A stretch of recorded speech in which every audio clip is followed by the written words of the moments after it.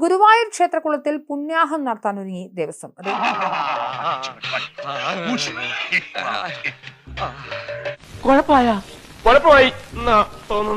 Jasmine ജാഫറാണ് reels ചിത്രീകരണത്തിനായി Guruvayur ക്ഷേത്രകുളത്തിൽ ഇറങ്ങിയത്. ഈ പ്രശ്നത്തിനൊക്കെ കാരണം താനാണ്. ഒരു മനുഷ്യൻ കയറിയതിന് പുണ്യാഹം തളിക്കുന്ന മയ്യുകൾ. ഓക്കെ, എന്ത് പറഞ്ഞാലും ദോഷം മാത്രം കാണുന്ന ഒരാളോട് ഒന്നും പറഞ്ഞിട്ട് കാര്യമില്ല.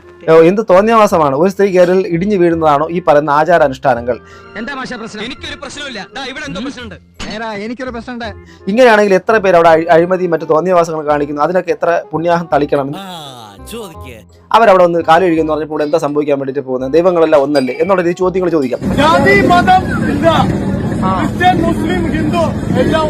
ഹൈക്കോടതിയുടെ നിരോധനം മറികടന്നായിരുന്നു ക്ഷേത്രകുളത്തിലും നടപ്പുരയിലും റീൽസ് ചിത്രീകരിച്ചത്. അത് പിന്നെ അന്ന് നാട്ടിൽ വെച്ച് അങ്ങനെ പറ്റിപ്പോയതാ. ജാസ്മിൻ ജാസ്വർ എന്ന ഇൻസ്റ്റഗ്രാം അക്കൗണ്ട് വഴിയാണ് റീൽസ് പോസ്റ്റ് ചെയ്തിരുന്നത്. ഈശ്വര, ഇതൊക്കെ എന്റെ തലയിലാവൂലോ. അതെങ്ങനെ നിന്റെ തലയിലാവണം? പിന്നെ നീ കയറിയേക്കോ? അതിന്റെ ഒരു കുറവ് മാത്രമേ ഉള്ളൂ. അറിവില്ലായ്മ കൊണ്ട് തന്റെ ഭാഗത്തുനിന്നുണ്ടായ തെറ്റിന് മാപ്പ് ചോദിക്കുന്നുവെന്നായിരുന്നു ജാസ്മിന്റെ പ്രതികരണം. ഞാനൊരു തെറ്റ് ചെയ്തു, എന്റെ സന്തോഷത്തിന് ഇതിരിക്കട്ടെ.